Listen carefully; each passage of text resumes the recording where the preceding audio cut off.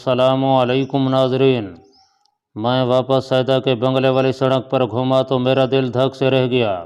बाहर कमांडर हुबाश की जीप के पास ही एक और नीली जीप खड़ी थी। मैं उल्टे पांव वापस मुड़ गया, कहीं नेवी इंटेलिजेंस ना आ गई हो। कच्ची दीवार के करीब जाकर रुक गया। यहाँ दीवार का साया था। मैं सोच रहा कि कहीं हुबाश ने सचमुच इंटेलिजेंस वालों को तो तलब नहीं कर लिया।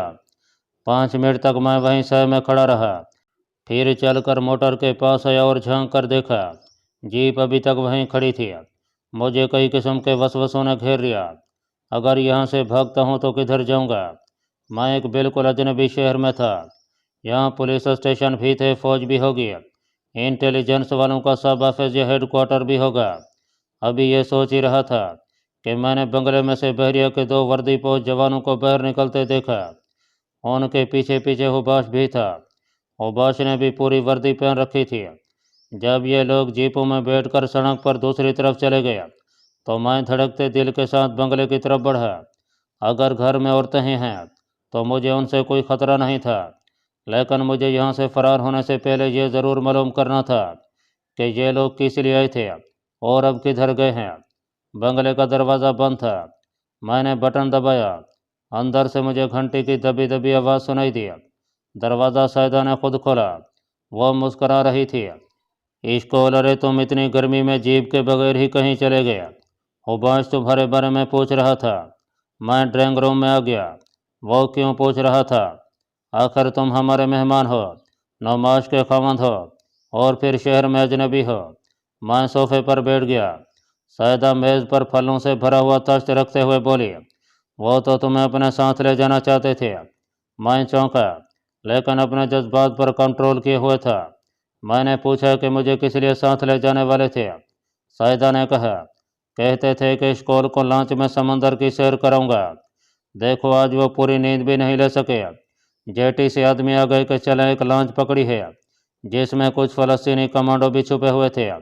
एक बार जैसे मेरे जिस्म में ठंड सिरायत कर गई। फ़लस्तीनी कमांडोज पकड़े गए हैं और हुबाश मुझे साथ ले जाना चाहता था।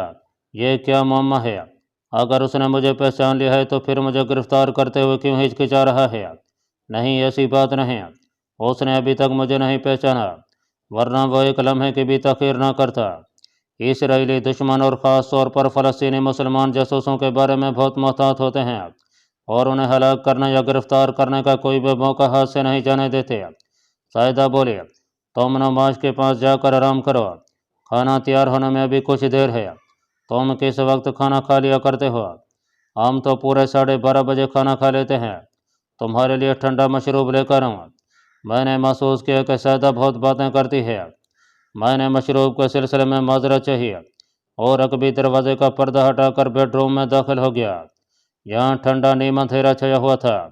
नौमाश पलंग पर ऊँधी पड़ी बेसुध सो रही थी। मैं सिंघार मेज के करीब कुर्सी पर बैठ गया और आंखें बंद कर लीं। सोचने लगा कि मुझे क्या करना चाहिए। अचानक एहसास हुआ कि सैदा इस वक्त अकेली है।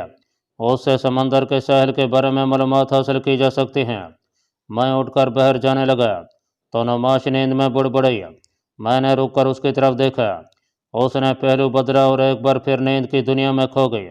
मैं बेडरूम से निकलकर ड्राइंग रूम में आ गया। किचन में से सैदा की आवाज़ आ रही थी। वो खान सामा को किसी पकवान के बारे में हिदायत दे रही थी। मैं सोफे पर बैठ गया। सैदा थोड़ी देर बाद रुमाल से हाथ पहुँची किचन के साइड रूम से अपने बेडरूम की तरफ जा रही थी कि मुझे देखकर रुक गई। इश्कोल, मुझे तुम्हारी कुछ समझ नहीं आ रही। वो ज़ेरे लब मुस्कुराती हुई मेरे करीब आ गई। तुम फिर बाहर आ गया। मैंने माथे को सहलाते हुए कहा, सर दर्द कर रहा है सैदा, अगर एक प्याली काफ़ी बना दो तो? क्यों नहीं, अभी बनवाती हूँ। मगर तुम्हारा सर क्यों दर्द करने लगा? ठहरो, मैं तुम्हारे लिए टेबलेट लाती हूँ। किचन को जो रास्ता जाता था वहाँ दीवार के पास एक बड़ा फ्रिज लगा था। सैदा ने उसमें से पानी का जग और सर दर्द की गोलियों की शीशी निकाली। किचन में नौकरानी को कॉफ़ी लाने को कहा। गिलास में पानी डाला और हथेली पर जर्द रंग की सर दर्द की गोली रखे मेरे पास आकर बोली, बस इस गोली के पेट में जाते ही सर दर्द गायब। टीवी पर इसका इश्तिहार इसी तरह आता है। मैंने गोली हलक में डालकर पानी पिया और सैदा से कहा कि वह मेरे पास बैठकर बातें करे, शायद इसी तरह से मेरा दिल बहल जाए। وہ गिलास मेज पर रखने के बाद जैकेट की जेब में दोनों हाथ डाले, बड़ी शान से एक तरफ झुक कर खड़ी हो गई और तनजन बोली, तो क्या नमाज से अभी से ही दिल भर गया है? बड़ी चालाक औरत थी। मैंने कहा, अरे नहीं, शायद ऐसी कोई बात नहीं, मगर नमाज घोड़े बेचकर सो रही है। अच्छा बाबा, मैं ही तुमसे बातें कर लेती हूँ, हालांकि मेरा ये किचन आवर है। अच्छा बताओ, कहाँ से फिरा करे? अपने यरूशलेम के बारे में हमारा शहर कैसा लगा? मैंने झट जवाब दिया, शायद यरूशलेम तो हीफा के मुकाबले में एक पुराना गांव है, बहुत पुराना गांव। उसने अपना जर्द बालों वाला सर सोफे के पीछे लगा दिया और जेब से सिगरेट निकाल कर सुलगा लिया और हंसकर कहा कि कभी कभी सिगरेट पी लेती हूँ, क्या तुम पियोगे? हुबाश को अमरीकी सिगरेट बड़े सस्ते मिल जाते हैं। मैंने माजरत चाहिए और हुबाश के हवाले से समंदर की बात शुरू कर दी। यहाँ की बंदरगाह पर तो सारे यूरोप से माल आता है। सायदा होंठ सुकड़ कर बोली, मगर हुबाश इस किस्म का माल घर पर नहीं लाता, कहता है कि हमें दयानतदारी से अपने नए वतन की तामीर करनी है। मैंने फ़ौरन स्मगलरों की बात छेड़ दी।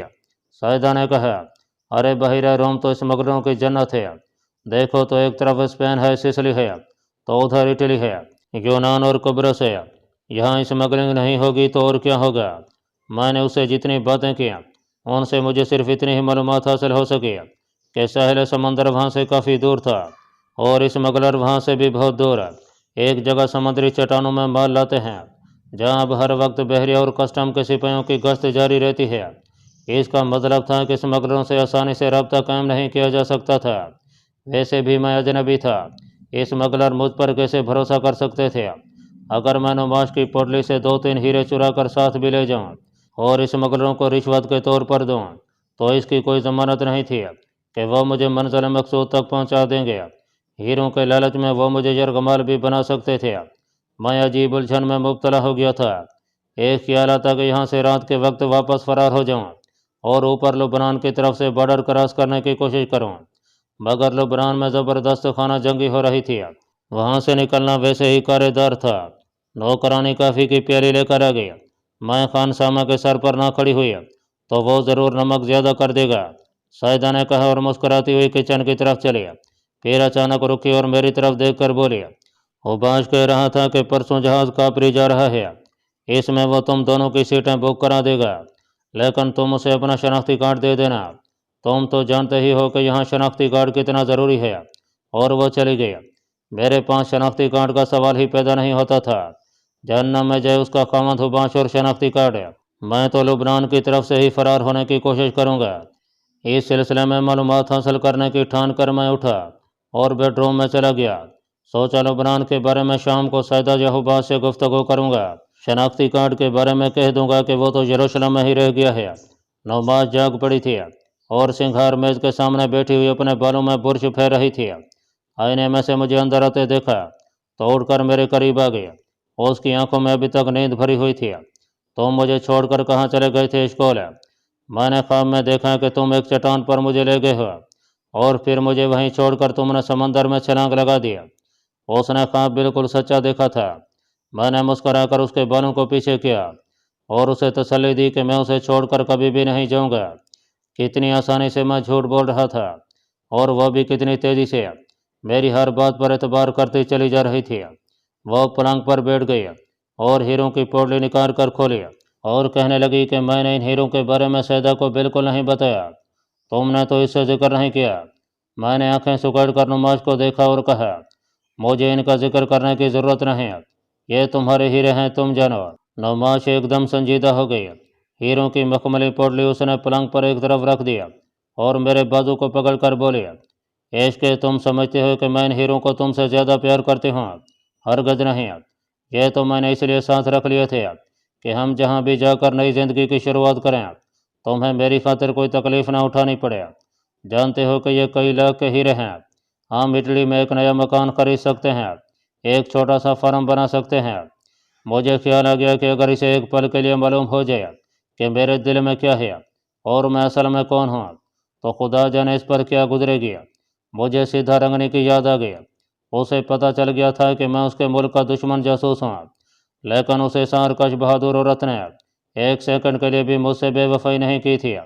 हो सकता है नुमाश को भी अगर इल्म हो जाए کہ میں فلسطینی تنظیم کی طرف سے اسرائیل کے خلاف جاسوسی کر رہا ہوں اور یہاں اسرائیلی دشمن مشن پر آیا ہوں اور اب تک اسرائیل کے کئی فوجیوں اور افسروں کو ہلاک کر چکا ہوں، تو وہ مجھے معاف کر دے اور مجھ سے اسی طرح محبت کرتی رہے۔ لیکن یہ ناممکن تھا۔ میں نے اسے بتایا کہ حباش ایک بحری جہاز پر ہماری نشست سے محفوظ کروا رہا ہے، مگر اسے ہمارے شناختی کارڈ چاہیے۔ میں نے ساتھ ہی کہا کہ میں تو اپنا شناختی کارڈ یروشلم سے ساتھ لے کر نہیں چلا تھا۔ نوماش بولی، شناختی کارڈ تو میرے پاس بھی نہیں ہے۔ حباش سے کہیں گے کہ وہ ہمارے شناختی کارڈ بنوا دے، اتنا بڑا افسر ہے، وہ ایک ہی دن میں بنوا دے گا۔ نوماش نے ہیروں کو ایک بار پھر گنا۔ اب میں نے ہیروں کو غور سے دیکھا۔ یہ چھوٹے بیر کے سائز کے تھے، یہ واقعی بہت قیمتی ہیرے تھے۔ ان ہیروں کے لیے نوماش کا خامد اذان اپنے مفرور بیوی کا پیچھا کر سکتا تھا، لیکن میں حیران تھا کہ ابھی تک اس قسم کی کوئی بات سامنے نہیں آئی تھی۔ اذان یقیناً اپنی بیوی کی اس سہیلی کو جانتا ہوگا، اور اگر وہ چاہتا تو اب تک یہاں بائی ایئر پہنچ سکتا تھا۔ میں اس نتیجے پر پہنچا کہ نوماش کا خامد بھی اپنی بیوی سے نجات حاصل کرنا چاہتا ہوگا۔ کھانے کے وقت سیدہ کا خامد کمانڈر حباش بھی آ گیا۔ میں نے اس کا چہرہ پڑھنے کی کوشش کی، اس کا چہرہ سپاٹ تھا۔ میری زیرک نگاہوں نے بھی وہاں کسی مشکوک قسم کا تاثر نہ دیکھا۔ وہ کھانے پر بڑی شگفتہ مزاجی کا مظاہرہ کر رہا تھا۔ ہنی مون کے حوالے سے وہ نوماش کو چھیڑتا۔ جب اسے پتہ چلا کہ ہمارے پاس شناختی کارڈ نہیں ہے تو وہ ایک سیکنڈ کے لیے سنجیدہ ہو گیا، آنکھیں سکیڑ کر ایک پل کے لیے کچھ سوچا، پھر چٹکی بجا کر بولا، کوئی بات نہیں، میں نئے شناختی کارڈ بنوانے کی کوشش کروں گا۔ نوماش نے حباش کی پلیٹ میں مچھلی کا ایک ٹکڑا رکھتے ہوئے کہا، کوشش نہیں، آپ کو شناختی کارڈ بنوانے ہی ہوں گے۔ سیدہ نے بھی زور دے کر نوماش کی تائید کی۔ حباش نے میری طرف کچھ عجیب نظروں سے دیکھا اور مسکرا کر بولا، مگر تمہارا خامن تو خاموش ہے، اسے پوچھو اسے بھی شناختی کارڈ چاہیے یا نہیں۔ میں نے فوراً اپنے آپ کو مجتمع کیا اور بولا، کیوں نہیں، میں شناختی کارڈ کے بغیر اپنی پیاری بیوی کے ساتھ کیسے جا سکوں گا۔ حباش نے ہلکا سا کہکا لگایا اور بولا، ارے میں سمجھا شاید تم کوئی دوسرا پروگرام بنا رہے ہو۔ اس پر سیدہ اور نوماش نے قدرے تعجب سے اسے دیکھا۔ سیدہ بولی، یہ تم نے کیا کہہ دیا حباش، اسکول بھلا الگ پروگرام کیوں بنانے لگا؟ نوماش نے مشروب کا ایک گھونٹ نگلا اور میری طرف شرارتی نظروں سے دیکھنے لگی۔ کیوں عشق، کیا تم کوئی دوسرا پروگرام بنا رہے ہو؟ میں اندر سے چونک گیا تھا کہ ایسی بات حباش کے منہ سے کیوں نکلی۔ جلدی سے بولا، حباش بھائی تو مذاق کر رہے ہیں، نوماش مجھے الگ پروگرام بنانا تھا تو تم سے شادی ہی نہ کرتا۔ حباش زور سے ہنسا۔ بات کا موضوع بدل گیا، مگر میرے دل میں ابھی تک حباش کی بات کھٹک رہی تھی۔ کہیں وہ میرے راز سے واقف تو نہیں ہو گیا؟ اگر وہ جان گیا ہے کہ میں فلسطینی جاسوس ہوں تو پھر وہ مجھے گرفتار کیوں نہیں کر لیتا؟ عجیب کشمکش کا ماحول بن گیا تھا۔ کھانے کے بعد سب لوگ تھوڑی دیر آرام کرنے کو بیڈ روم میں چلے گئے۔ میں بھی نوماش کے ساتھ بیڈ روم میں آ گیا۔ نوماش کچھ پریشان تھی، وہاں سے نکل جانے میں جتنی تاخیر ہو رہی تھی اس کو طرح طرح کے وسوسے پریشان کرنے لگے تھے۔ شناختی کارڈ بنوانے میں کتنا وقت لگ جائے گا عشق؟ میں خود اپنے وسوسوں میں گھرا ہوا تھا۔ چونک کر بولا، حباش بااثر افیسر ہے، میرا خیال ہے 2-1 دن میں تیار کروا دے گا۔ نوماش نے میرے قریب ہوتے ہوئے کہا، اشکول، اب میرا دل ڈرنے لگا ہے، کہیں اذان کے آدمی یہاں نہ پہنچ جائیں۔ مجھے اس کے خامن کے گنڈوں سے کوئی دلچسپی نہیں تھی۔ میں نے اسے تسلی دی اور سو جانے کا مشورہ دیا۔ وہ بولی، کیا تم آرام نہیں کرو گے؟ کیوں نہیں، اور میں بھی پلنگ پر نیم دراز ہو گیا۔ نوماش مجھ سے باتیں کرتے کرتے سو گئی۔ نیند میری آنکھوں سے کوسوں دور تھی۔ میں پلنگ سے اٹھا اور بنگلے سے باہر آ گیا۔ دوپہر ڈھل رہی تھی۔ باغیچے میں زیتون کی شاخ پر بیٹھی ایک بلبل نے مجھے گردن ٹیڑھی کر کے دیکھا اور پھر سے اڑ گئی۔ مجھے لاہور والے اپنے پرانے مکان کے صحن میں اترنے والی بلبلیں یاد آ گئیں۔ میری والدہ جب صحن میں چاول ڈالتی تھیں تو چڑیوں کے ساتھ وہاں بلبلیں بھی آ جاتی تھیں۔ میں بغلوں کے آگے فٹ پاتھ پر آہستہ آہستہ ایک طرف چلنے لگا۔ جو اس مکان پر ہمیں دیر ہو رہی تھی، میری تشویش میں بھی اضافہ ہوتا جا رہا تھا۔ سامنے سے ایک کسان گدھے کے ساتھ چلا رہا تھا۔ میں نے کوئی دھیان نہ دیا۔ جب وہ قریب آیا تو اس نے ہونٹوں سے ایک ایسا لفظ نکالا کہ میں اپنی جگہ پر سن ہو کر رہ گیا۔ میں نے چونک کر اس کی طرف دیکھا۔ یہ وہی کسان تھا جس کو صبح میں نے نالے کی کچی سڑک پر گدھے کے ساتھ آتے دیکھا تھا اور جو میرے قریب سے میری طرف دیکھے بغیر چوپ چاپ گزر گیا تھا۔ اس نے ایک ایسا خفیہ کوڈ بولا تھا جو صرف مجھے اپنے ایجنٹ سعدیہ اور ڈاکٹر اکاد کو ہی معلوم تھا۔ میں کچھ کہنے ہی لگا تھا کہ اس نے گدھے کی بانگ کو ذرا سا کھینچا اور دبی زبان میں بولا، 50 قدم کا فاصلہ رکھ کر میرے پیچھے آؤ، اور وہ گدھے کو کھینچتے ہوئے آگے نکل گیا۔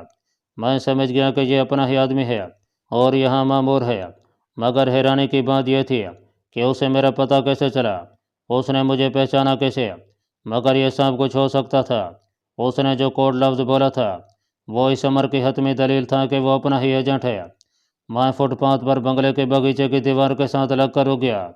گدھے والا کسان جب مجھ سے تقریباً 50 قدم کے فاصلے پر پہنچا تو میں نے فٹ پاتھ پر اس کی طرف چلنا شروع کیا۔ یہ چھوٹی سی سڑک تھی جو چھوٹے چھوٹے خوبصورت بنگلوں کے آگے سے گزرتی تھی۔ اس کے سامنے کی جانب درخت اور خاردار باڑ لگی ہوئی تھی۔ کسان آگے جا کر بائیں جانب گھوم گیا۔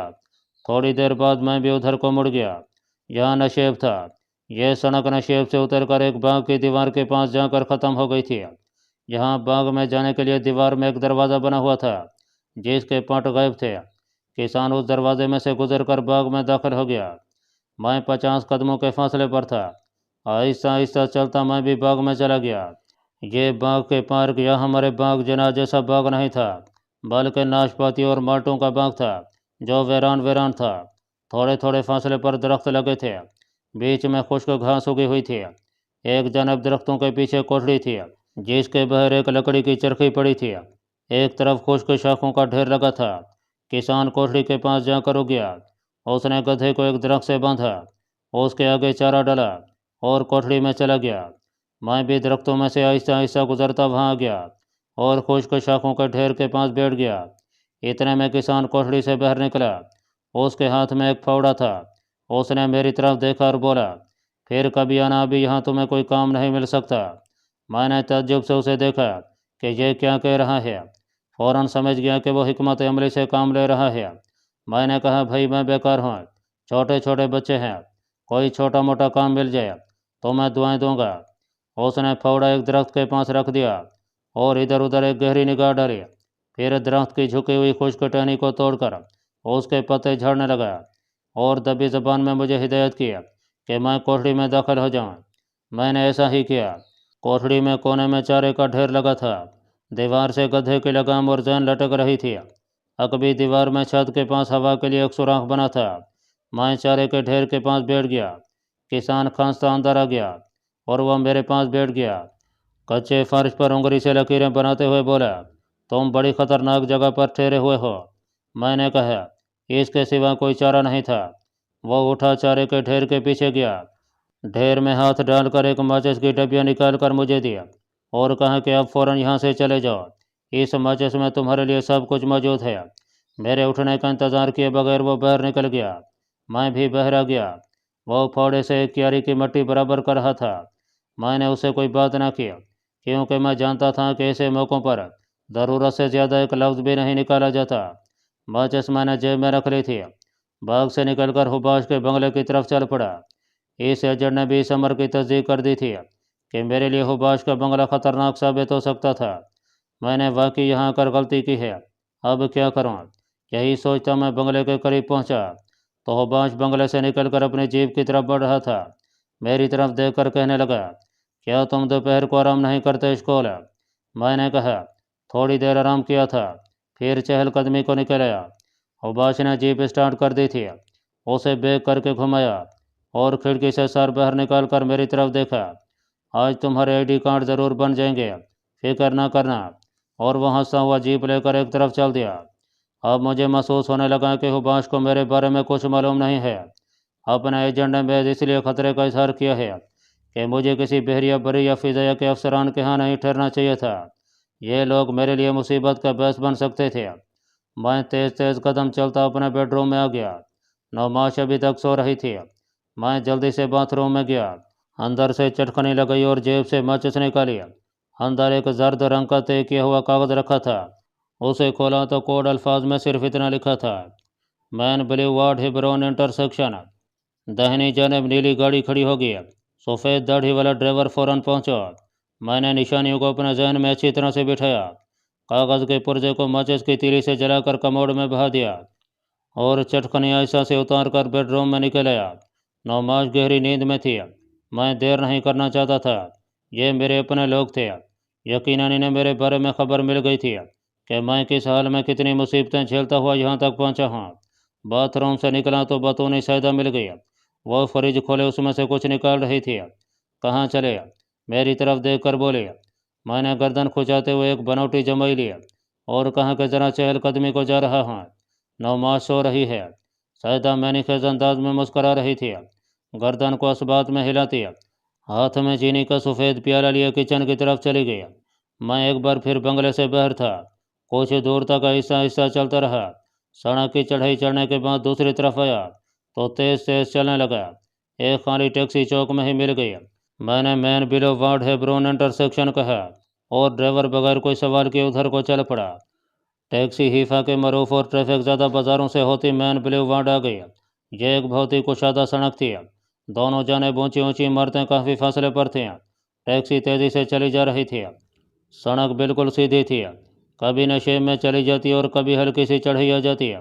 15 मिनट के सफ़र के बाद टैक्सी दाएं जाने मुड़ गई और फिर एक चौराहा अबूर करके एक तरफ रुक गई। ड्राइवर ने कहा, बैरून इंटरसेक्शन सर। मैं टैक्सी से उतर आया, किराया अदा किया और यूँ एक तरफ चलने लगा जैसे मुझे मालूम है कि कहाँ जाना है, मगर कंखियों से बराबर उस नीली गाड़ी को देख रहा था जो सामने वाले फुटपाथ के करीब एक तरफ खड़ी थी। मैं कई कदम आगे निकल गया, वहाँ से सड़क क्रॉस किया और फुटपाथ पर वापस नीली गाड़ी की तरफ चलने लगा। मैं गाड़ी के करीब पहुँचा तो किसी ने अंदर से उसका पिछला दरवाज़ा थोड़ा सा खोल दिया। मुझे पहचान लिया गया था। करीब आकर मैंने देखा, नीली गाड़ी में सफ़ेद दाढ़ी वाला ड्राइवर खामोश बैठा सामने लगे आईने में तक रहा था। मैं जल्दी से गाड़ी में घुसा और दरवाज़ा बंद कर दिया। दरवाज़ा बंद होते ही गाड़ी बड़े आराम से आगे को खिसकी और चौक क्रॉस करके सामने वाली टेढ़ी सड़क पर दौड़ने लगी। ना मैंने ड्राइवर से कोई बात की, ना ड्राइवर ने मुझसे कुछ पूछा। यह पुराने मॉडल की मोरिस गाड़ी थी, एक नपीतली स्पीड के साथ जा रही थी। कई बाज़ारों और सड़कों पर से मुड़ती गाड़ी शहर के शुमाल की जानिब पुल अबूर करने के बाद एक पुरानी आबादी में दाखिल हो गई। यहाँ अहद कदीम की तर्ज के मकान और बाजार थे। गाड़ी एक बोसीदा दीवार की ओट में खड़ी करने के बाद ड्राइवर ने मेरी तरफ देखे बगैर कहा, सामने वाले बाजार के आखिरी मकान का दरवाज़ा खुला है। मैं गाड़ी से निकलकर सामने वाले बाजार में आ गया। यह बाजार आधा ऊपर से छता हुआ था।